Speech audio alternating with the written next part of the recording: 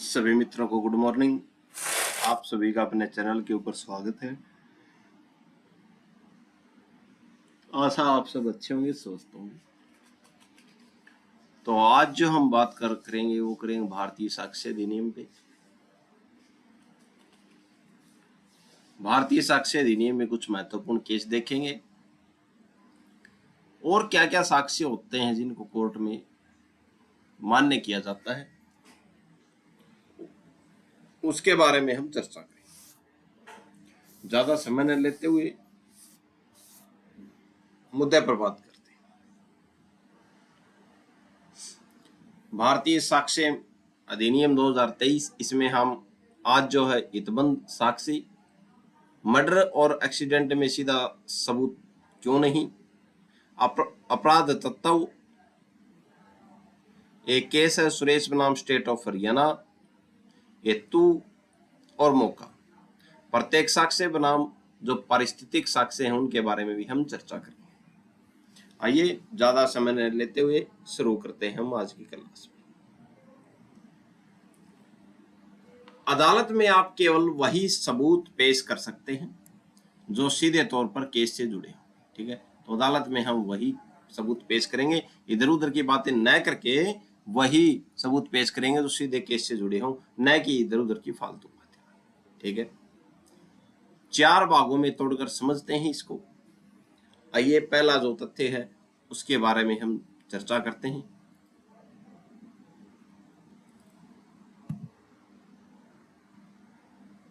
सुसंगत तथ्य क्या है, विवादक जो तथ्य जो है वो क्या है, इसके बारे में हम चर्चा करते हैं। विवादक जो तथ्य जो है इसको झगड़ा या सवाल कहते हैं।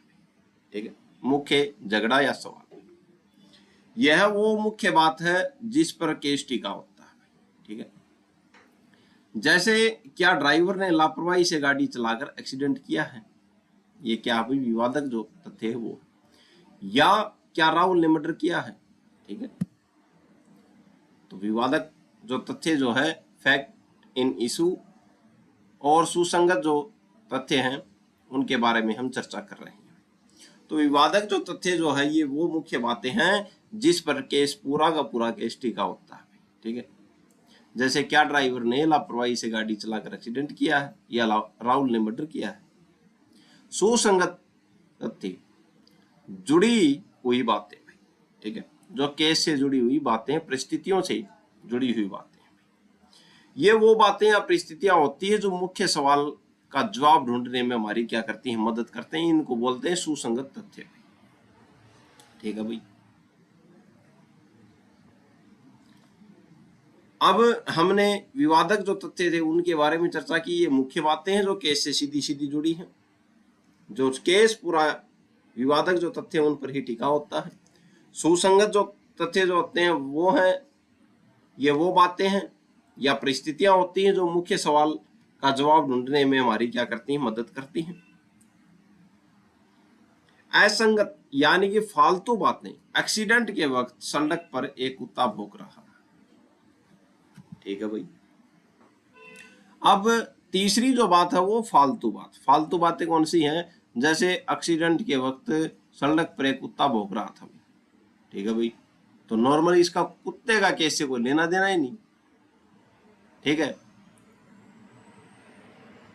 नॉर्मली इसका केस से कोई लेना देना नहीं है, इसलिए कोर्ट इसे नहीं सुनेगा भाई। तो इसका केस से कुछ लेना देना नहीं है तो सुनेगा कैसे। हाँ, ये मान लिया कि ड्राइवर की लापरवाही से गाड़ी चालक जो गाड़ी जो चलाकर एक्सीडेंट किया गया, क्या ड्राइवर ने लापरवाही से गाड़ी चलाकर एक्सीडेंट किया गया, क्या राहुल ने मर्डर किया, तो ये तो क्या विवादक जो तथ्य है वो हो गई। सुसंगत तथ्य, ये वो बातें या परिस्थितियां होती है जो मुख्य सवाल का जवाब ढूंढने में हमारी मदद करती हैं। ठीक है, अब फालतू इनको तो कोर्ट क्या है देख लेता है। ठीक है, सुनेगा। लेकिन जो फालतू की बातें जो होती हैं, जैसे जब एक्सीडेंट हुआ तो कुत्ता भौंक रहा था, ये नॉर्मल, तो इसको कोर्ट सुनेगा ही नहीं। ठीक है, कुत्ते का केस से क्या लेना देना। हाँ, अब बात करते हैं सुसंगत, काम की बात है भाई। सुसंगत मतलब काम की बात। कुत्ता भौंकते हुए एक आदमी के पीछे भागा वो आदमी जान बचाने के लिए भागा और गाड़ी के सामने आ गया। अब कुत्ते का भौंकना बहुत जरूरी सबूत बन गया, क्योंकि इसी वजह से क्या हुआ, अभी एक्सीडेंट हुआ। ठीक है, पहले तो कुत्ता भौंक रहा था, ठीक, अभी भौंक रहा है, भौंकने दो। लेकिन कुत्ता किसी आदमी के पीछे पड़ा हुआ और वो आदमी अपनी जान बचाने के लिए भाग रहा है और रोड क्रॉस कर रहा है, और अगर गाड़ी आ गई, गाड़ी से एक्सीडेंट होगा, तो कुत्ते का भौंकना बहुत जरूरी सबूत बन गया, क्योंकि इसी वजह से क्या हुआ है, एक्सीडेंट हुआ है। तो यह है सुसंगत, यानी ये काम की बात है भाई। ठीक है, असंगत फालतू की बातें हैं, इनको कोर्ट में नहीं सुना जाएगा। ठीक है, और जो सुसंगत जो तथ्य जो हैं वो क्या हैं, वे बातें हैं, वह परिस्थितियां हैं जो मुख्य सवाल जो उसका जवाब ढूंढने में हमारी क्या करती है, मदद करती है। ठीक है, इसी तरह गाड़ी की लाइट खराब होना, ब्रेक फेल होना, या ड्राइवर का शराब पिए होना, ये सब काम की बातें हैं भाई। ठीक है, यानी कि गाड़ी की लाइट खराब थी, कोई सामने आ गया, एक्सीडेंट हो गया, ठीक क्यों नहीं करवाई भाई। ब्रेक फेल हो गई तो अचानक ब्रेक फेल हो गई, तो सामने आ गया, एक्सीडेंट हो गया। शराब पी के चला रहा था, क्यों चला रहा था शराब पी के। ठीक है, तो ये काम की बातें हैं किसी भी केस के अंदर। आइए हम आगे की बातें करते हैं भाई। पारिस्थितिक जन्य साक्ष्य क्या होते हैं भाई, जो परिस्थितियों को देख के हमको ये पता चलता है कि हाँ ऐसा हुआ होगा, उन्हें बोलते हैं पारिस्थितिक जन्य साक्ष्य भाई। जब किसी ने जुर्म होते हुए अपनी आंखों से न देखा हो, ठीक है, कोई देखने वाला नहीं था, आई विटनेस है ही नहीं, तब आसपास के हालातों और कड़ियों को जोड़कर सच का पता लगाया जाता है कि क्या हुआ होगा यहाँ पे। ठीक है, पैरों के निशान वाला उदाहरण, अगर रेत पर किसी के पैरों के निशान मिलते हैं तो हम अंदाजा लगा लेते हैं कि यहाँ से कोई इंसान, जानवर या पक्षी गुजरा है। किसी ने उसे गुजरते नहीं देखा, पर पैर के निशान सच बता रहे हैं, इसी को क्या कहते हैं भाई, पारिस्थितिक जन्य साक्ष्य कहते हैं। ठीक है, आगे चर्चा करते हैं। तो कुछ केस परिस्थितियों के ऊपर भी टिके होते हैं, पारिस्थितिक जन्य साक्ष्य पर भी टिके होते हैं। आइए आगे बात करें। एक जरूरी बात, यह सबूत सुनी सुनाई बात नहीं होता। कौन सा पारिस्थितिक जन्य साक्ष्य, पैरों के निशान, खून के धब्बे या सीसीटीवी फुटेज, ये सब असली और सीधे सबूत होते हैं। बस इनसे कहानी की कड़ियों को कहानी की कड़ियां जो है वो जोड़ी जाती हैं। ठीक है, जिससे ये पता चल जाता है कि हाँ ये हुआ है यहाँ पे। ठीक है, कड़ियों का पूरा होना क्यों जरूरी है भाई, अगर एक भी कड़ी टूट गई, ठीक है, कड़ी कौन सी, जो ये पारिस्थितिक जन्य जो साक्ष्य हैं, इनकी कड़ियां अगर टूट गई तो केस सोल्व नहीं होगा। अगर आप किसी को सिर्फ हालातों के आधार पर सजा दिलवाना चाहते हैं, आई विटनेस है नहीं, परिस्थितियों के हालातों के हिसाब से आप किसी को सजा दिलवाना चाहते हैं, तो पुलिस या अभियोजन को सारी कड़ियों को आपस में एकदम मजबूती से जोड़ना होगा। बीच में एक भी कड़ी टूटती है तो आरोपी बच जाएगा। ठीक है, आगे बात करते हैं। आखिरी बार साथ देखे जाने का सिद्धांत भाई। ठीक है, ये बात भी बहुत महत्वपूर्ण है भाई किसी केस के लिए। मान लो रात 10 बजे किसी ने आरोपी और मृतक को साथ देखा भाई। ठीक है भाई, सुबह मृतक की लाश मिली है भाई, लेकिन अगर लाश 3 दिन बाद मिलती है तो यह कड़ी कमजोर हो जाती, क्योंकि 3 दिन के दौरान तो कुछ भी हो सकता है, क्योंकि उन तीनों दिनों में कुछ भी हो सकता है। ठीक है, तो अगर आरोपी जो है मान लो 10 बजे किसी के साथ मौजूद था और 3 दिन बाद उसकी लाश मिलती है कहीं पे, तो कड़ी जो है मजबूत कमजोर हो जाती है। ठीक है, क्योंकि उन 3 दिनों में कुछ भी हो सकता है। अब बात दूसरी करते हैं, ससुराल वाला उदाहरण देखते हैं। पति का कहना था कि वह रात में अपनी पत्नी के साथ ससुराल में था, लेकिन परिवार वालों ने इस बात से मना कर दिया। ठीक है, यहां कड़ी टूट गई या झूठ पकड़ा गया भाई। ठीक है, ससुराल वाले जो थे, अब पति ने बोला कि मैं जो था रात में अपनी पत्नी के साथ कहां पे था, ससुराल में था, लेकिन परिवार वालों ने क्या कर दिया, मना कर दिया कि ये नहीं था साथ में, तो यहां कड़ी टूट गई या झूठ पकड़ा गया भाई। ठीक है, एक और उदाहरण देखते हैं, बलात्कार और आत्महत्या का उलझा हुआ मामला। यह तीसरा उदाहरण है। आरोपी की जांघ पर चोट थी, मृतक की चप्पल और बर्तन आरोपी के खेत में मिले। ठीक है, जो आरोपी जो है उसकी जांघ के ऊपर चोट थी और मृतक जो था उसकी चप्पल और बर्तन कहां पे मिले भाई? आरोपी के खेत में मिले, लेकिन लाश किसी दूसरे के खेत में मिली। यहां परिस्थितियां बिखरी हुई थी, आपस में पूरी तरह जुड़ नहीं पा रही थी। ठीक है, और इसका फायदा किसको मिल रहा था? आरोपी को मिल रहा था। ठीक है, तो कड़ियों का किसी भी केस में परिस्थितियों के हिसाब से अगर आप उस केस को देख रहे हैं तो जोड़ना बहुत जरूरी है, तभी केस मजबूत होता है। अगर कड़ियां नहीं जुड़ रही तो सीधी बात है, फायदा किसको मिलेगा? आरोपी को मिलेगा। कोर्ट का सबसे बड़ा नियम, सिर्फ आलातों के दम पर सजा हो सकती है। ठीक है, हाँ बिल्कुल हो सकती है भाई आलातों के दम पर सजा, बेशर्ते सारे सबूत शक से परे हों। किसी भी सबूत पर शक नहीं होना चाहिए भाई। अगर शक हो गया तो उसका क्या है? फायदा किसको मिलेगा? आरोपी को मिलेगा। डाउट नहीं होना चाहिए।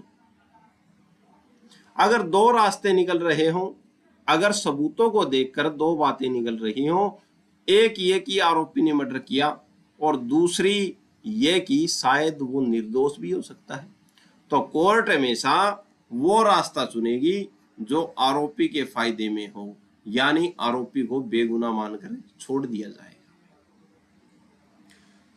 तो जैसे भी कोई केस बनता है परिस्थितियों के हिसाब से, उसमें आपको कहीं पे भी क्या है? शक पैदा नहीं होने देना चाहिए। ठीक है, अगर कड़ियां आपस में नहीं जुड़ती तो उसका फायदा किसको मिलता है? आरोपी को मिलता है। आगे बात करते हैं। कोर्ट में कहानी अफवाहें नहीं चलती, सिर्फ वही बातें चलती हैं जो केस से जुड़ी हो। अगर सीधा गवाह नहीं है तो हालातों की ऐसी मजबूत जंजीर यानी कि कड़ी बनानी होगी जिसमें आरोपी के बचने का कोई रास्ता न बचे। अगर जरा सा भी शक हुआ तो फायदा आरोपी को मिलेगा। ठीक है, जब पुलिस के पास कोई सीधा गवाह नहीं होता तो कोर्ट क्या करती है भाई? कड़ियों की जंजीर को कैसे देखता है उसके बारे में हम चर्चा करेंगे। और पुलिस के पास कोई आई विटनेस है ही नहीं, अपराध होगा, मर्डर होगा, वहां पे वेपन भी मिला है। ठीक है, पैरों के निशान भी मिले हैं। ठीक है, फिंगरप्रिंट भी मिले हैं। तो कोर्ट जो है कैसे कड़ियों को जोड़कर देखती है भाई? पहला मामला भाई, हम उदाहरण लेते हुए चलते हैं और देखते हैं। पहला मामला, लियाकत बनाम उत्तराखंड राज्य, बच्चे की कस्टडी और जोफड़ी का राज कहानी क्या थी भाई? तो लियाकत बनाम उत्तराखंड राज्य, बच्चे की कस्टडी और जो जोफड़ी का राज कहानी क्या थी, इसके बारे में हम चर्चा करते हैं। माता पिता अपने 1.5 साल के बच्चे को आरोपी के भरोसे छोड़कर खेत में खाद डालने चले गए। ठीक है भाई, तो माता पिता थे, अपने 1.5 साल के बच्चे को आरोपी के भरोसे छोड़कर कहाँ पे गए? वो खेतों में खाद डालने चले गए। जब वापस आए तो बच्चा वहां से गायब था। 1.5 साल का बच्चा था और वहां से गायब था, लेकिन जिसको सौंप के गए थे वो भी गायब था। अगले दिन सुबह ढूंढते ढूंढते उन्होंने देखा कि आरोपी की झोपड़ी में कोने में जमीन से बच्चे का पैर बाहर निकला हुआ था। ठीक है, पुलिस ने वहां से बच्चे की लाश निकाल ली भाई। अब क्या हुआ? किसी को मारते, बच्चे को मारते हुए तो देखा ही नहीं उसने। कोर्ट ने यहाँ क्या नियम लगाया भाई? आइए देखते हैं। यहाँ कोई गवाह नहीं था जिसने आरोपी को बच्चे को मारते देखा, लेकिन कोर्ट ने तो बहुत मजबूत जो कड़ियां जो थी वो देखी भाई। क्या? बच्चा आखिरी बार आरोपी के पास था, क्योंकि उनको देके गए थे वो कस्टडी के लिए। जब माता पिता गए तब बच्चा सही सलामत आरोपी की देखरेख में था। पॉइंट नंबर 1 बन गया। ठीक है, लाश आरोपी के कब्जे वाली जगह से मिली, लाश उसी झोपड़ी से मिली जहां सिर्फ आरोपी रहता था। पॉइंट नंबर 2 बन गया भाई। हालातों से पता चल गया थी इसी ने मारा भाई।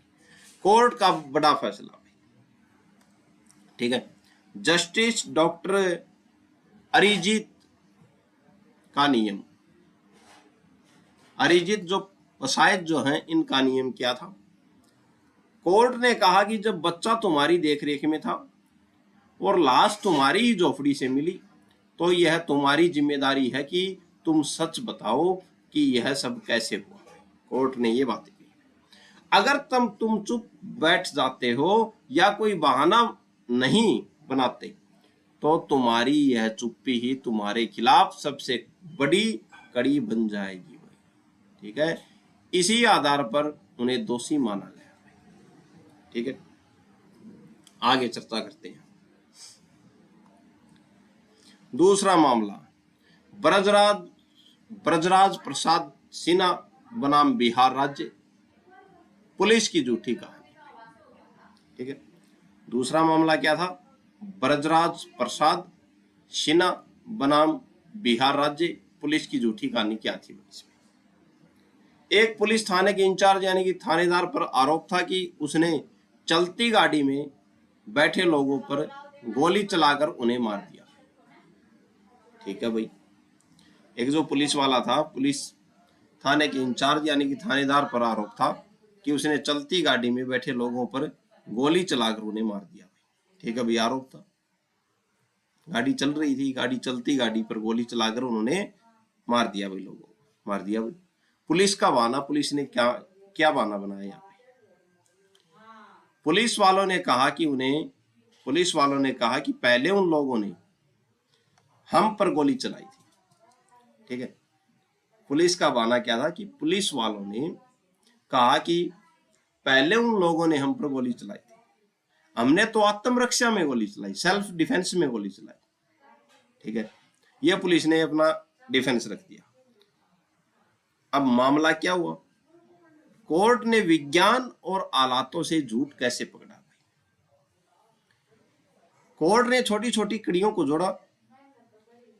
कड़ी एक भाई, बैलिस्टिक एक्सपर्ट भाई, बंदूक के डॉक्टर यानी कि जो बंदूक को चेक करने वाले जो एक्सपर्ट जो थे, बंदूक के डॉक्टरों ने जांच की और बताया कि मृतकों के पास जो पिस्तौल दिखाई गई है वो तो खराब है, उससे गोली चल ही नहीं सकती। पुलिस का पहला झूठ पकड़ा गया। ठीक है, दूसरी कड़ी, गाड़ी के निशान। पुलिस की जीप पर गोली एक भी निशान नहीं था। जो पुलिस की जीप थी उस पर गोली का एक भी निशान नहीं था, जबकि मृतकों की गाड़ी के शीशे टूटे थे और उस पर गोलियों के निशान थे भाई। पॉइंट नंबर 2 हो गया, पुलिस फिर से झूठी गई निकल यहाँ पे, क्योंकि पुलिस की जो गाड़ी थी उस पर एक भी गोली का निशान नहीं था, बल्कि मृतक जो थे उनकी गाड़ी पर तो गोलियों के निशान थे। बात नंबर 2 खारिज हो गई पुलिस की। बात नंबर 3, गड़बड़ी। आरोपी पुलिस वालों में से एक केस डायरी जो बोलते हैं उसको, केस डायरी को 4 दिन के लिए अपने घर ले गया भाई, और डायरी में क्या करती भाई? छेड़खानी करती भाई। ठीक है, तो यहाँ पे पुलिस की चोरी पकड़ी गई। मामला ब्रजराज प्रसाद सिन्हा बनाम बिहार राज्य, पुलिस की झूठी कहानी थी। पुलिस थाने का जो इंचार्ज जो था उसने क्या किया? चलती गाड़ी में बैठे लोगों पर गोलियां चला दी भाई, और पुलिस ने अपना आत्मरक्षा के लिए बयान दिया कि उन्होंने हम पर क्या की भाई? गोली चलाई। आत्मरक्षा में हमने क्या किया? सेल्फ डिफेंस में गोली चलाई भाई। ठीक है, ठीक है भाई, ये बयान दे दिया भाई। अब कोर्ट ने क्या किया? कोर्ट ने कहा कि हालात कैसे थे भाई? तो जो गाड़ी में जो लोग बैठे जो थे उनके पास से जो पिस्टल मिला था, उसकी जांच करवाई गई। तो बंदूक के जो जानकार जो थे, बंदूक के एक्सपर्ट जो थे, उन्होंने बताया कोर्ट के सामने कि माय लॉर्ड ये तो क्या है, खराब है, ये इससे गोली चल ही नहीं सकती। ठीक है, और गोली नहीं चल सकती तो पुलिस ने सेल्फ डिफेंस में कैसे गोली दी चला? ठीक है, पॉइंट नंबर 1 खारिज होगा। फिर दूसरा कि गाड़ी पर गोलियों के निशान कहां पे है? जबकि पुलिस ने उनके ऊपर गोली चलाई तो उनकी गाड़ियों पर तो उनके शीशे टूटे हुए थे, उनको गोलियां लगी भी थी, और उनकी गाड़ी पर भी क्या थे? गोलियों के निशान थे। लेकिन पुलिस की गाड़ी पर तो एक भी गोली का निशान नहीं है। पॉइंट नंबर 3 2 खारिज हो गए। तीसरा जो पॉइंट था, वो जो केस डायरी जो होती है, 4 दिन के लिए पुलिस वाला अपने घर पे ले गया। ठीक है, और केस डायरी में क्या कर दी? छेड़खानी कर दी भाई। नतीजा क्या हुआ इसका? इन सारी बातों को मिलाकर संदेह की सुई सीधे पुलिस वालों की तरफ घूम गई, उनका झूठ पकड़ा गया। ठीक है, यह केस था ब्रज राज प्रसाद सिन्हा बनाम बिहार राज्य। ठीक है, तो हालातों के ऊपर भी क्या है, पूरा केस जो है कोर्ट में चला और इसमें पुलिस क्या हुई, संदेह के घेरे में आई और पुलिस की झूठ पकड़ी गई। सहायक घटना क्या होती है भाई, अब बात करते हैं सहायक घटना क्या होती है। सहायक घटना के बारे में देखते हैं। मान लो किसी का मर्डर हुआ है, मर्डर होते हुए किसी ने नहीं देखा भाई, लेकिन पड़ोसियों ने मर्डर से ठीक पहले आरोपी को हाथ में बंदूक लेकर मृतक के घर की तरफ जाते हुए देखा। ठीक है भाई, किसी का सहायक घटना क्या होती है, यानी किसी का मर्डर हो गया लेकिन किसी ने देखा नहीं कि मर्डर हुआ है, लेकिन पड़ोसियों ने मर्डर से ठीक पहले जो आरोपी जो है, जिस पर आरोप है, उसको बंदूक लेके मृतक के जो मरा व्यक्ति जिसका मर्डर हुआ उसके घर की तरफ जाते हुए देखा। यहां बंदूक लेकर जाना सीधे मर्डर करना नहीं है। ठीक है, लेकिन यह एक सहायक घटना है जो मर्डर की मुख्य घटना से जुड़ी हुई है। ठीक है, तो ये क्या है, एक सहायक घटना है जो मर्डर की घटना से जुड़ी हुई है। आगे बात करते हैं। सबसे मुख्य बात, कड़ियों को अलग अलग नहीं, एक साथ देखो भाई। ठीक है, परिस्थितियों के सबूत लोहे की एक जंजीर की तरह होते हैं।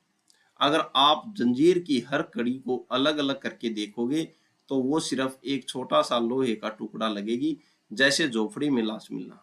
हो सकता है किसी और ने छुपा दी हो गई।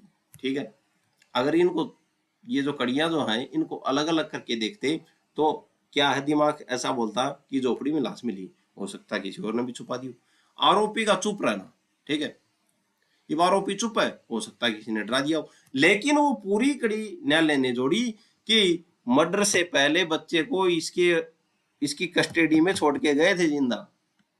ठीक है, और फिर क्या है, अगले दिन वो उसी जगह पे मिला है जो आरोपी के कब्जे में जमीन थी, उससे उसकी लाश मिली है बच्चे की। तो पूरी कड़ी जुड़ी, तब जाके क्या हुआ, ये निष्कर्ष निकला कि इसी ने मारा है।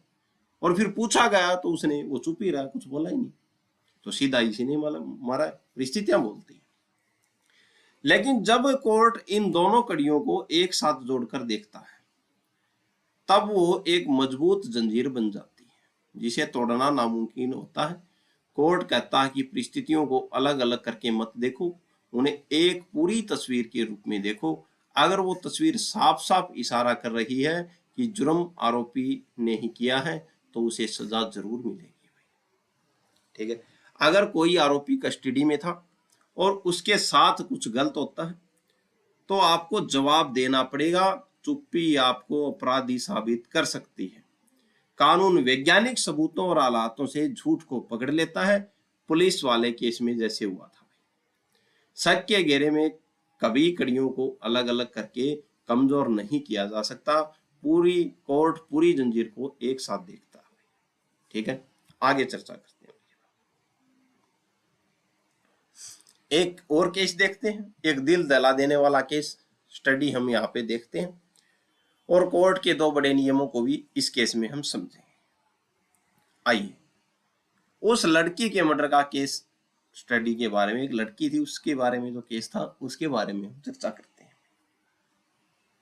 एक महिला पर आरोप था कि उसने गांव के नाले के पास, जो गांव के पास जो नाला होता है उसके पास एक 7 साल की बच्ची का मर्डर किया। ठीक है भाई, किसी ने उसे मर्डर करते हुए अपनी आंखों से नहीं देखा। ठीक है भाई, यानी कोई सीधा गवाह नहीं था भाई जो ये बता दे कि इस महिला ने मर्डर किया है। ठीक है भाई, नहीं था तो क्या हुआ, लेकिन पुलिस ने कोर्ट में 5 छोटी छोटी बातें गौण तथ्य साबित किए भाई। ठीक है, तो पुलिस ने 5 छोटी छोटी बातें कोर्ट में साबित की, गौण तथ्य साबित किए भाई। पहला क्या था, सूरज डूबने से करीब 1 घंटे पहले उस महिला को, यानी कि जब सूरज अस्त हो रहा था तो उससे 1 घंटे पहले उस महिला को उस छोटी बच्ची के साथ मर्डर करने वाली जगह यानी कि नाले की तरफ जाते हुए देखा गया था भाई। ठीक है भाई, देखा गया था। पॉइंट 1 बन गया भाई कि मरने से पहले महिला के साथ वो लड़की थी भाई और नाले की तरफ जाते हुए देखा था, 1 पॉइंट बन गया। दूसरी कड़ी क्या बताई पुलिस ने, वह महिला वहां से घर अकेली वापस आई, बच्ची साथ में नहीं थी भाई, कि जब महिला वापस आई तो बच्ची उसके साथ में नहीं थी। 2 पॉइंट हो गए। तीसरा पॉइंट, महिला ने जो कपड़े पहने थे उन पर इंसान के खून के धब्बे लगे थे। ठीक है, पॉइंट नंबर 3 हो गया कि इंसान के खून के धब्बे लगे हुए थे महिला के कपड़ों पर। ठीक है भाई, 3 पॉइंट बन गए। चौथा पॉइंट क्या बताया पुलिस ने, बच्ची ने मर्डर वाले दिन सोने की 2 नोलियां गहने पहनी थी भाई। तो बच्ची जो थी वो 2 सोने के गहने पहने हुई थी जिस दिन उसका मर्डर हुआ। मर्डर के अगले दिन जिस दिन वो मरी, उससे अगले दिन पुलिस ने उसी महिला की निशानदेह पर उसकी झोपड़ी के छप्पर यानी कि छत से वो गहने बरामद किए भाई। ठीक है भाई, उसी महिला की झोपड़ी से वो वही गहने प्राप्त किए जो उस लड़की ने पहने हुए थे। 5वीं कड़ी, जहां बच्ची की लाश मिली वहां टूटी हुई चूड़ियां, खून के निशान और उसी सोने के हार के टूटे हुए हिस्से मिले जिसमें वो गहने लगे थे भाई। ठीक है, तो अब ये कड़ियां देख के आपको क्या लगता है कि खून किसने किया होगा? महिला ने। कि सभी सबूत किसके विपक्ष में जा रहे हैं? महिला के विपक्ष में। हो सकता है महिला ने बुला चुप चुप लाके उस लड़की को नाले के ऊपर लेके गई है और नाले के ऊपर जाके वो सोने के जो गहने थे वो छीनने की कोशिश की है और उसके दौरान उस महिला ने उस लड़की को मार दिया। ठीक है, तो ये कड़ियां बताई हुई कोर्ट के सामने। अब कोर्ट ने क्या फैसला दिया? कोर्ट का फैसला जंजीर का नियम। सुप्रीम कोर्ट ने कहा कि अगर आप इन 5 बातों को अलग अलग देखेंगे तो शायद मर्डर साबित न हो। ठीक है भाई, नहीं हो। कोई कह सकता है कि कपड़े पर खून किसी और वजह से लगा हो भाई। ठीक है भाई, कह सकता भाई। गहने उसने कहीं से चुराए हो भाई, ये भी हो सकता है भाई। लेकिन यहाँ पे हम कड़ियों को जोड़ के देखेंगे तो सभी क्या है, ये लगता है कि उसी ने मर्डर किया है भाई। लेकिन जब इन 5 कड़ियों को एक साथ जोड़ा जाएगा तो एक ऐसी मजबूत जंजीर बनी जो सीधे उस महिला के गले में फंस जा रही थी। ठीक है, इन हालातों से साफ हो गया कि मर्डर उसी महिला ने किया। इसी को पारिस्थिति जन्य साक्ष्य कहते हैं भाई। ठीक है, इसी को क्या कहते हैं? परिस्थितियों के ऊपर जो साक्ष्य मिले हैं वो कहते हैं पारिस्थिति जन्य साक्ष्य भाई। आइए आगे चर्चा करते हैं भाई, बहुत जबरदस्त केस था। हितबंध साक्षी क्या होता है भाई? हितबंध साक्षी का नियम। हितबंध साक्षी का मतलब क्या होता है? इसका मतलब है ऐसा गवाह जिसका केस के नतीजे से कोई निजी फायदा नुकसान जुड़ा हो भाई। ठीक है, हितबंध साक्षी वो है, इसका मतलब यह है कि ऐसा गवाह जिसका केस के नतीजे से कोई निजी फायदा या नुकसान जुड़ा हो, जैसे मृतक के माता पिता, भाई या रिश्तेदार भाई। आमतौर पर लोग सोचते हैं कि ये तो मरे हुए इंसान के घर वाले हैं, ये तो बदला लेने के लिए आरोपी को फांसी के लिए झूठ भी बोल सकते हैं भाई। ठीक है, लेकिन कोर्ट का नियम अलग है भाई। कोर्ट ने इस पर क्या नियम बनाया है भाई? किससे? हितबंध साक्षियों के ऊपर। हितबंध साक्षियों में माता पिता आते हैं जिनका अपना फायदा या नुकसान होता है। ठीक है, और मृतक के माता पिता, भाई या रिश्तेदार हो सकते हैं भाई। ठीक है, अब कोर्ट ने इस पर क्या नियम बनाया भाई?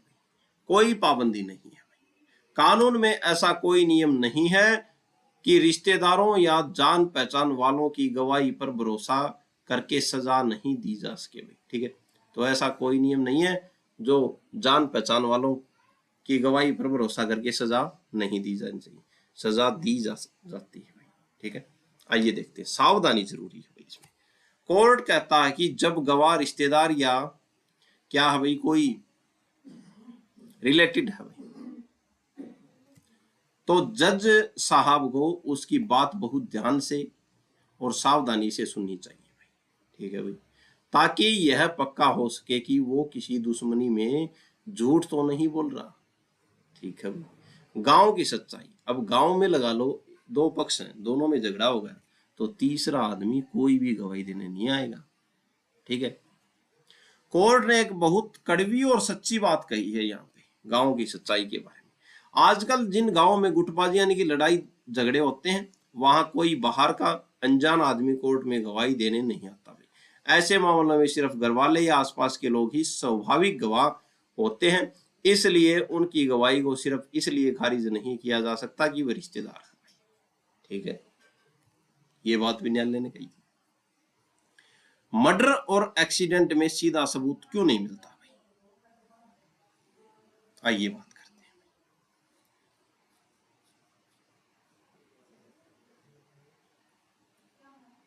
हर केस में सीधा गवाह मिलना नामुमकिन क्यों है, आइए देखते हैं। सोच समझ कर किया गया काम भाई, तो कई बार क्या है, हर केस जो मर्डर और एक्सीडेंट में सीधा गवाह नहीं मिलता। ठीक है, क्यों नहीं मिलता, आइए देखते हैं। सोच समझ कर किया गया काम, अगर दो लोग बिजनेस का कॉन्ट्रैक्ट कर रहे हैं तो वो लिख कर करेंगे, वो कागज उस बात का सीधा सबूत है। ठीक है, अगर सोच समझ कर किया हुआ होता है तो क्या है, वो कागज उस बात का सीधा सबूत है। अचानक या छिपकर होने वाले काम, सड़क पर एक्सीडेंट अचानक हो जाता है, कोई प्लान करके नहीं रखता। इसी तरह अपराधी कभी भी मर्डर या साजिश सरेआम नहीं करते भाई। ठीक है, वो लुक कर करते हैं, छिपकर भाई। वे अंधेरे में छिपकर अकेले में जुर्म करते हैं और सबूत मिटाने की पूरी कोशिश करते हैं, इसलिए क्या है, आई विटनेस मिलना बहुत मुश्किल हो जाता है। और सड़कों पर ये जो घटना होती है अचानक होती है। कोर्ट, ऐसे में कोर्ट कैसे फैसला करता है, ऐसे मामलों में कोर्ट कारण और प्रभाव, कारण क्या था इसका और प्रभाव क्या पड़ा इसका, जो काम किया है उसका कारण क्या था, क्यों किया ये काम, क्यों की ये घटना, और प्रभाव क्या पड़ा इसका, के नियम पर काम करता है। यानी आसपास के हालातों को देखकर अंदाजा लगाया जाता है। ठीक है, आगे चर्चा करते हैं। अगर जमीन गीली है, ठीक है, यानी ये प्रभाव है, जमीन गीली है, जमीन पर क्या प्रभाव पड़ा, जमीन गीली है, तो इसका मतलब है कि बारिश हुई होगी, ये कारण है। जमीन गीली है, जमीन क्यों गीली है, किस कारण से गीली है, तो बारिश हुई होगी। भले ही किसी ने बारिश को गिरते हुए नहीं देखा, हो सकता है रात में बारिश हो गई कि किसने देखा गिरते हुए, लेकिन जमीन गीली है तो बारिश कन्फर्म हुई है। ठीक है, ठीक इसी तरह भले ही किसी ने महिला को बच्चे का गला दबाते न देखा हो, ठीक है, वैसे वो पिछला केस की बात कर रहा है, भले ही किसी ने महिला को बच्ची का गला दबाते न देखा हो, लेकिन बच्ची का उसके साथ जाना, बच्ची उसके साथ जाते हुए तो देखी थी, कारण है, और बच्ची के गहने महिला की झोपड़ी से मिलना, ये क्या है, उसका प्रभाव है। ये परिस्थितियां इसकी पक्की होती हैं कि आंखों देखे सबूत जितनी ही ताकत बन जाती है। ठीक है, कारण क्या था, बच्ची साथ में जा रही थी, प्रभाव क्या पड़ा, गहने कहां पे मिले, झोपड़ी में मिले। ठीक है, तो आंखों देखे सबूत जितने ही ताकत बन जाती है इसमें। ठीक है, कोर्ट में जब भी परिस्थितियों के आधार पर फैसला होता है तो जज साहब इसी तराजू पर सबूत को तोलते हैं। किस आधार पर, प्रभाव और कारण के आधार पर। आइए आगे हम चर्चा करते हैं। अपराध तत्व क्या है, अपराध तत्व का सीधा सा मतलब है यह साबित करना कि कोई अपराध सचमुच हुआ है। तो अपराध तत्व का मतलब है कि अपराध सचमुच क्या है, हुआ है। यह साबित करना कि कोई अपराध सचमुच हुआ, इसको बोलते हैं अपराध तत्व। जैसे मर्डर के केस में यह साबित करना कि कोई इंसान मरा है और उसकी मौत स्वाभाविक नहीं बल्कि उसकी हत्या हुई है। तो मर्डर के केस में क्या है, जैसे कोई इंसान तो मरा है, ठीक है, लेकिन उसकी मौत स्वाभाविक प्राकृतिक रूप से नहीं बल्कि उसकी हत्या हुई है, तो क्या हुआ, मर्डर हुआ। कानून कहता है कि भले ही कोई आंखों देखा गवाह न हो, लेकिन आसपास के हालातों, जो परिस्थितियां जो होती हैं, से यह पक्का साबित होना चाहिए कि जुर्म हुआ है। ठीक है, जंजीर की हर कड़ी का सबसे कड़ा नियम भाई, जब पुलिस के पास कोई सीधा गवाह नहीं होता तो कोर्ट आरोपी को सजा सुनाने से पहले लोहे की एक अटूट जंजीर मांगता है। ठीक है, कि ऐसी जंजीर हो जिसमें क्या हो, शक नहीं हो। अगर शक पैदा हो गया तो फायदा किसको होगा, आरोपी को होगा। इसके लिए कानून के कुछ बहुत सख्त नियम है। सजा एकमात्र आधार, परिस्थितियां यानी कि सबूत ऐसा होना चाहिए कि उन्हें देखकर सिर्फ और सिर्फ एक ही बात दिमाग में आए, मर्डर आरोपी ने ही किया है। उसके अलावा कोई दूसरा अंदाजा या कहानी बैठनी ही नहीं चाहिए भाई। ठीक है, अगर दूसरी कहानी बैठ गई तो क्या है, आरोपी को फायदा मिलेगा इसका। निर्दोष होने की कोई गुंजाइश नहीं हो भाई। सबूतों की जंजीर इतनी मजबूत होनी चाहिए कि आरोपी के बेगुनाह होने का कोई तर्कसंगत रास्ता न बचे भाई। ठीक है, मानवीय स्वभाव, इंसान का दिमाग जिन भी संभावनाओं को सोच सकता है उन सभी रास्तों से यही साबित होना चाहिए कि यह काम आरोपी का ही है। ठीक है, इंसान जितने भी रास्तों से सोच सकता है। ठीक है, तो कड़ी ऐसी होनी चाहिए कि सभी जो संभावनाएं जो हैं वो क्या हो जाएं, एकदम शांत हो जाएं और सीधा यही सारा जो काम आरोपी नहीं किया। ठीक है, आगे चर्चा करते हैं। प्राकल्पना का क्या मतलब है? प्राकल्पना से संगत होना भी, इसका आसान मतलब यह है, मान लो पुलिस कोर्ट में एक थ्योरी यानी कि कहानी पेश करती है, आरोपी ने इस तरह से जुर्म किया भाई। ठीक है भाई, प्राकल्पना यानी कि प्राकल्पना कर दी पुलिस ने कि आरोपी ने जो है इस तरह से जुर्म किया है, कहानी पेश करती है कोर्ट के सामने। तो पुलिस ने जो भी सबूत और परिस्थितियां कोर्ट में साबित की हैं वे सिर्फ और सिर्फ पुलिस की उसी कहानी से मेल खानी चाहिए। ये नहीं कि पुलिस कहानी कुछ और बना रही है और सबूत कुछ और बोल रहे हैं, किसी दूसरी कहानी से नहीं है भाई।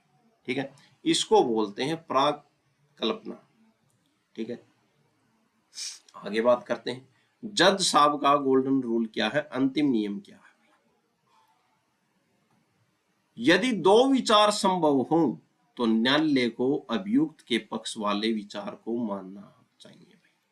ठीक है, यानी कि अगर दो विचार संभव हो गए किसी कहानी में, ठीक है, तो न्यायालय किसके पक्ष में जाएगा, आरोपी यानी कि अभियुक्त के पक्ष वाले विचार को मानेगा।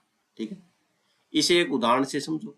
मान लो कोर्ट के सामने सारे सबूत आ गए भाई। ठीक है, अब जज साहब के दिमाग में दो बातें आ सकती हैं भाई। ठीक है, सारे सबूत देख लिए, पूरी कहानी जज साहब ने सुनी, दोनों पक्षों ने रख दी अपनी अपनी, तो जज साहब के दिमाग में दो बातें आ सकती हैं। पहली बात, सबूत को देखकर लगता है कि आरोपी ने ही क्या किया है, मर्डर किया है भाई। दूसरी बात, लेकिन एक संभावना यह भी दिख रही है कि शायद आरोपी वहां था ही नहीं, उसे फंसाया जा रहा है। तो फायदा कौन, जज साहब इनमें से कौन से को सुनेगा ज्यादा, नंबर 2 वाले को सुनेगा। कानून कहता है कि अगर किसी केस में ये दोनों बातें बराबर की संभावना लग रही हो, 50-50% लग रही हो, तो जज साहब आंख बंद करके आरोपी को सजा नहीं दे सकते भाई। उन्हें हमेशा वही रास्ता चुनना होगा जो आरोपी के फायदे में होगा, यानी आरोपी को शक का लाभ देकर बरी कर दिया जाएगा भाई। ठीक है, कि केस में शक है और फिर से जांच की जाए और आरोपी को बरी किया जाए। बिल्कुल छोट में आइए, अगर सीधा गवाह नहीं है तो पुलिस को शक से परे ऐसा चक्रव्यूह रचना होगा जिसमें आरोपी के बेगुनाह होने का एक भी रास्ता न बचे। अगर आरोपी के बचने में थोड़ी सी भी गुंजाइश, युक्त संदेह दिखती है तो कानून का झुकाव आरोपी को बचाने की तरफ हो जाता है। ठीक है, आगे चर्चा करते हैं। केस की बात करते हैं। सुरेश बनाम स्टेट ऑफ हरियाणा, मामले के जरिए कोर्ट ने साफ बताया कि जब पुलिस के पास कोई गवाह न हो तो जज साहब को आरोपी को सजा सुनाते समय किन 7 सावधानियों का ध्यान रखना चाहिए। ये केस था सुरेश बनाम स्टेट ऑफ हरियाणा। इसमें क्या बात कही गई थी, कोर्ट ने साफ कहा था अगर पुलिस के पास कोई आई विटनेस नहीं है तो आरोपी को सजा सुनाते हुए 7 बातों पर सावधानियों का ध्यान रखना चाहिए। ठीक है, कौन कौन सी है वो 7 बातें, आइए देखते हैं 7 सावधानियां कौन कौन सी। सुप्रीम कोर्ट की वो 7 सावधानियां। अटूट जंजीर। सजा देने के लिए पुलिस ने जो भी परिस्थितियां यानी कि सबूत कोर्ट में रखी हैं वे बिना किसी शक के पूरी तरह साबित होनी चाहिए। अगर साबित नहीं है, अगर शक है उनमें, थोड़ा सा भी शक है, तो क्या है, आरोपी को फायदा मिलेगा। सबूतों की जंजीर ऐसी होनी चाहिए कि बीच में एक भी कड़ी टूटी हुई न हो। उसे देखकर आरोपी के बेगुनाही होने की कोई गुंजाइश न बचे। पहली बात ये अटूट जंजीर। ठीक है।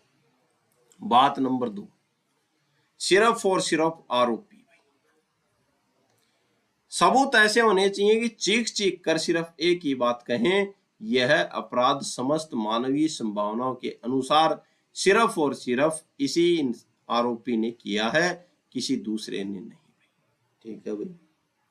बात नंबर 2, आरोपी का फायदा। अगर सबूतों को देखकर जज साहब के दिमाग में 2 बातें आ रही हैं, एक ये कि आरोपी दोषी है और दूसरी ये कि शायद वो निर्दोष है, तो कोर्ट हमेशा वो रास्ता चुनेगी जो आरोपी को बचाता हो। आरोपी को संदेह का लाभ देकर छोड़ दिया जाएगा। ठीक है भाई, 2 बात होगी। बात नंबर 3, हर बहाने का अंत। भाई आरोपी कोर्ट में अपने बचाव के लिए चाहे जितनी भी कहानियां या बहाने बनाए, चाहे उसकी कहानी कितनी भी काल्पनिक या फिल्मी क्यों न हो, पुलिस के सबूत ऐसे होने चाहिए जो आरोपी की हर झूठी कहानी को पूरी तरह से काट खंडन कर सके। ठीक है, इस बात पर भी न्यायालय को ध्यान देना चाहिए। बात नंबर 5, शक कभी सबूत नहीं बनता। जज साहब को इस बात का खास ख्याल रखना होगा कि वो सिर्फ अपने अंदाजे, कल्पना या शक के आधार पर किसी को सजा न सुना दे। कानून में शक चाहे कितना भी गहरा हो, वो कभी भी पक्के कानूनी सबूत की जगह नहीं ले सकता। तो शक के आधार पर आप सजा नहीं सुना सकते किसी को। आगे चर्चा करते हैं। बेगुनाही के बिल्कुल खिलाफ।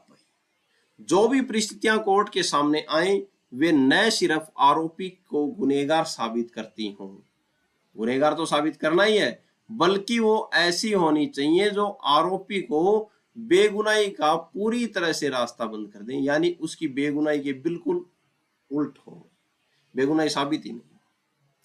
सबका एक ही निशाना। अदालत को सभी सबूतों को अलग अलग देखने के बजाय एक साथ जोड़कर देखना चाहिए। जब सारे सबूतों को मिलाया जाए तो उनका संयुक्त प्रभाव बार बार घूम फिर कर सिर्फ एक ही नतीजे पर पहुंचे कि अपराध इसी आरोपी ने किया है। ठीक है, आगे चर्चा करते हैं। तो इन 7 बातों का क्या है, ध्यान रखना चाहिए जज साहब को। ठीक है, आगे हम चर्चा करते हैं। एक उदाहरण देखते हैं उत्तर प्रदेश राज्य बनाम अशोक कुमार श्रीवास्तव का केस। इस केस की कहानी से ऊपर के नियम और साफ हो जाते हैं भाई, जो ये 7 नियम थे ये साफ हो जाते हैं। कैसे भाई, मामला एक जो ये पत्नी को जलाकर मार देने का मामला था। हालात जो कड़ियां जो थी, लड़की को दहेज के लिए लगातार प्रताड़ित किया जा रहा था और उसके साथ मारपीट यानी कि दुर्व्यवहार किया जा रहा था। ठीक है, नतीजा क्या हुआ, भले ही किसी ने पति को माचिस जलाते हुए न देखा, लेकिन दहेज के लिए प्रताड़ना और जलकर मौत होने की कड़ियों को जब कोर्ट ने एक साथ जोड़ा तो पति को हत्या, अब जो है भारतीय न्याय संहिता की धारा 130 का दोषी माना गया। ठीक है, तो ये सारी कड़ियां जब जोड़ी तो क्या है, हत्या का दोषी माना गया पति को। और भारतीय न्याय संहिता जो पहले आईपीसी में 302 थी, अब बीएनएस में 103 धारा है, उसके अंदर दोषी माना, हत्या का दोषी माना गया। ठीक है, सबूतों को परखने के 4 सबसे कड़े नियम बताए गए हैं। ठीक है, तो अब सबूतों की परख कैसे होगी, तो 4 सबसे कड़े नियम बताए गए हैं। आइए बात करते हैं। गजानन दशरथ खराटे बनाम स्टेट ऑफ महाराष्ट्र, घर का राज। कहानी क्या थी, तो गजानन दशरथ खराटे बनाम जो महाराष्ट्र का केस था, इसमें घर का राज यानी कि कहानी क्या थी भैया, ये देखते हैं। एक बेटे पर अपने ही पिता के मर्डर का आरोप था इसमें। ठीक है, हालात क्या था? पिता की लाश घर के अंदर मिली, पिता के कपड़े खून से लथपथ थे और बेटे यानी कि अभियुक्त के कपड़े भी खून से सने हुए थे। दोनों तो पिता की लाश घर में मिली, बेटे पर आरोप था कि इसका पिता की हत्या का, भी मर्डर का। और लाश कहाँ पे मिली? घर में मिली, कपड़े खून से लथपथ थे पिता के, और जो बेटा जो था, जो अभियुक्त जो था, उसके कपड़े भी खून से सने हुए थे। बचाओ, जब कोर्ट ने बेटे से पूछा कि तुम्हारे कपड़े पर खून कैसे आया और पिता की मौत कैसे हुई, तो उसके पास इस बात का कोई जवाब या स्पष्टीकरण नहीं था। ठीक है भाई, आगे क्या हुआ? कोर्ट का फैसला क्या आया?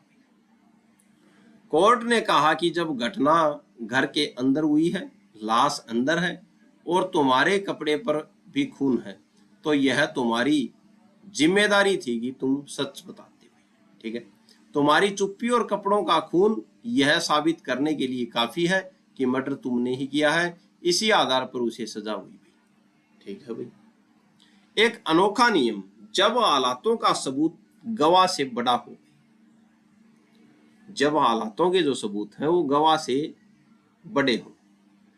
हालात ये बता रहे हैं कि घटना ऐसे घट रही है, लेकिन गवाह कुछ और बोल रहा है, तो क्या होगा? ये देखते हैं हम। यदि प्रत्येक साक्ष्य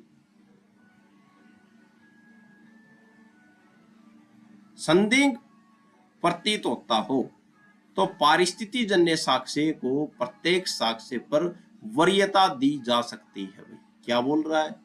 ऐसे बोल रहा है कि जो प्रत्येक साक्षी यानी कि जो गवाह जो है वो क्या है, ऐसा लग रहा हो कि ये बिक गया है या झूठ बोल रहा है, तो गवाह प्रत्येक साक्ष्य पर यानी कि जो गवाह पर जो पारिस्थिति जन्य जो परिस्थितियों के जो साक्ष्य हैं वो क्या होते हैं, उनको ज्यादा वरीयता दी जाती है भाई।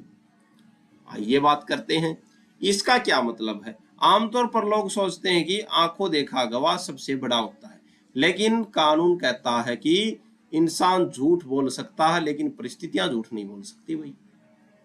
ठीक है, अगर कोई गवाह कोर्ट में आकर ऐसी गवाही देता है जिससे जज साहब को शक हो रहा हो कि शायद यह बिक गया है या झूठ बोल रहा है, या तो गवाह बिक गया है झूठ बोल रहा है, लेकिन दूसरी तरफ पुलिस के पास वैज्ञानिक और पक्के आलात जैसे डीएनए, फिंगरप्रिंट या खून के धब्बे मौजूद हों, तो कोर्ट गवाह की बात को छोड़कर आसपास के आलातों को सच मानेगा और उसे ज्यादा महत्व देगा भाई। ठीक है, हो सकता है गवाह खरीद भी लिया गया हो, तो कोर्ट क्या करेगा, जो आसपास के जो हालात जो थे उस समय के उनको ज्यादा सच मानेगा।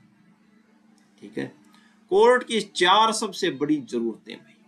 सुप्रीम कोर्ट ने कहा कि किसी को सिर्फ हालातों के दम पर फांसी या उम्र कैद की सजा देने के लिए इन 4 बातों का पूरा होना अति आवश्यक है। ठीक है, कौन कौन सी है वो 4 बातें जो हालातों के आधार पर किसी को फांसी तक पहुंचा देती हैं? आइए देखते हैं। सबूत एकदम पक्के हों।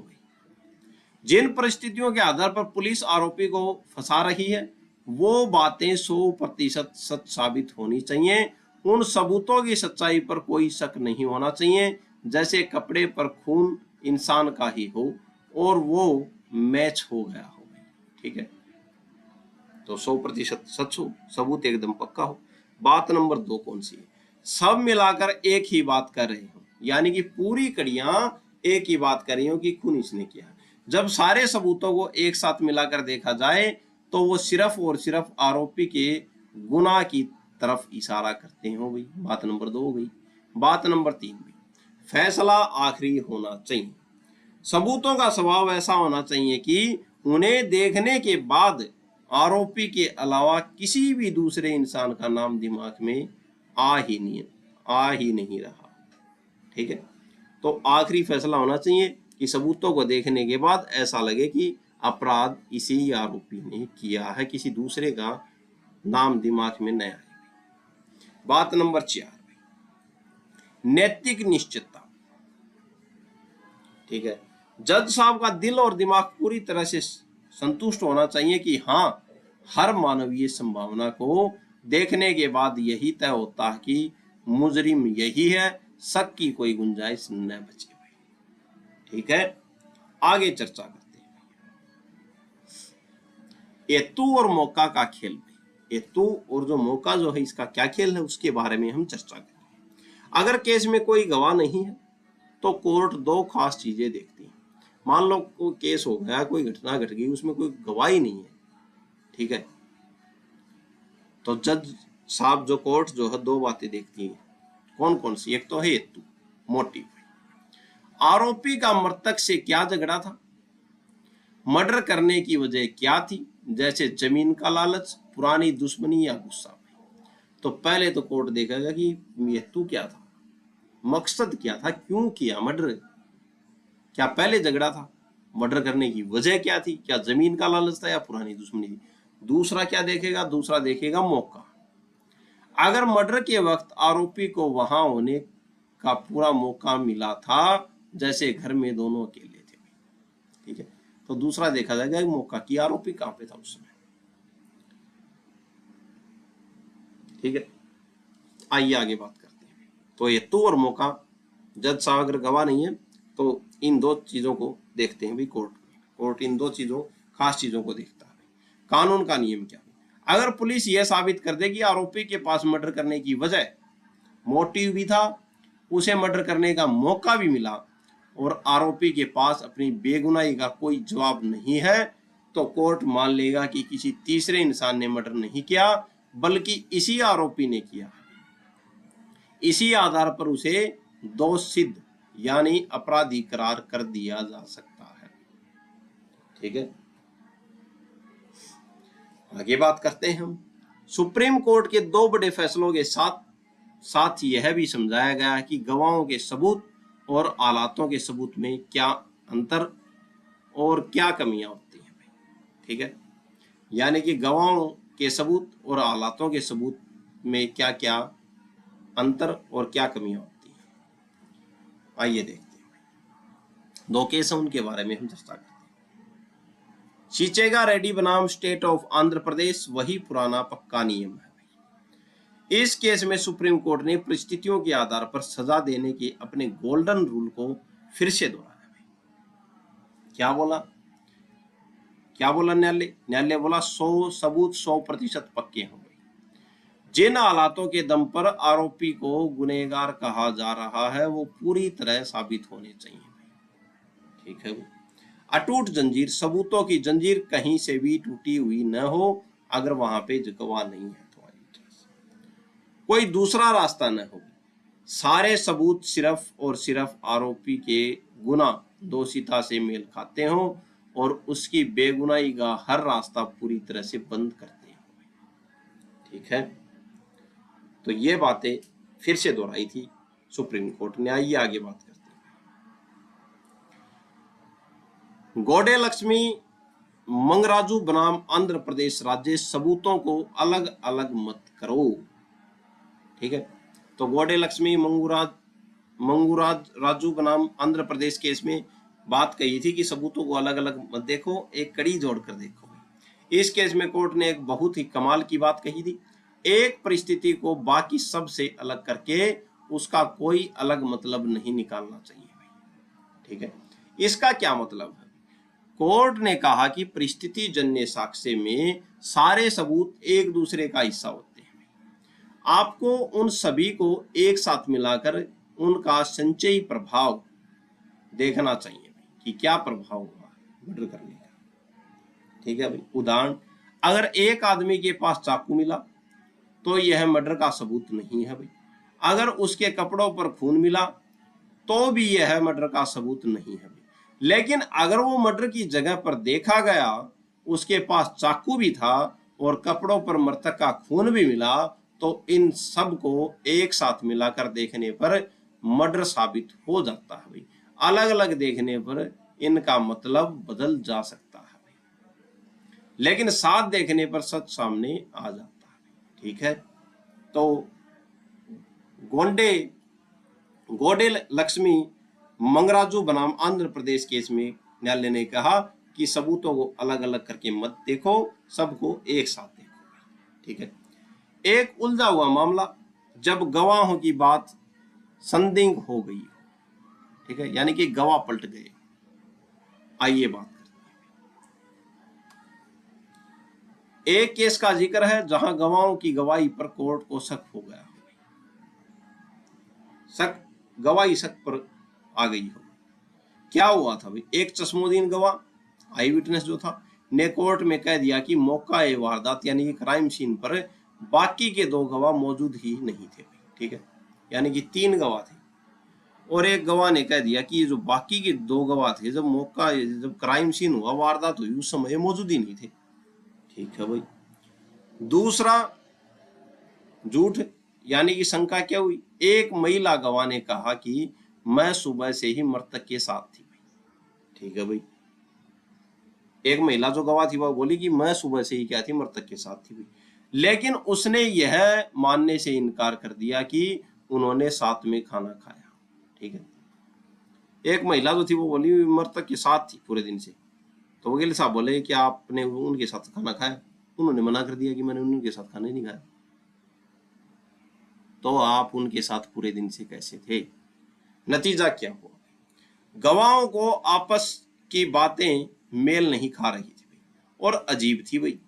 इससे पूरा मामला डाउटफुल हो गया भाई।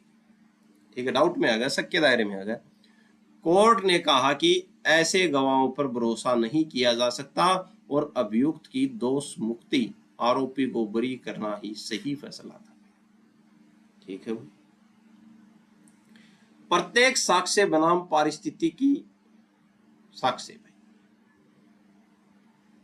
पारिस्थितिक साक्ष्य और प्रत्येक साक्ष्य। यहां कानून का एक बहुत ही गहरा सिद्धांत समझाया गया है कि दोनों तरह के सबूतों में क्या कमियां हो सकती है। ये देखते हैं। प्रत्येक साक्ष्य, जैसे आंखों देखा गवाह में 2 कमियां हो सकती है। क्या क्या कमियां हो सकती है? अब मर्डर हो रहा है तो उसको कोई खड़ा खड़ा देख रहा, तो आंखों देखा क्या है, गवाह, आई विटनेस, तो उसमें कमियां हो सकती हैं। 2 कमियां क्या हो सकती? साक्षी की भूल भाई, हो सकता है गवाह ने अंधेरे या डर की वजह से किसी गलत इंसान को आरोपी समझ लिया हो, पहचानने में गलती कर दी हो। ठीक है भाई।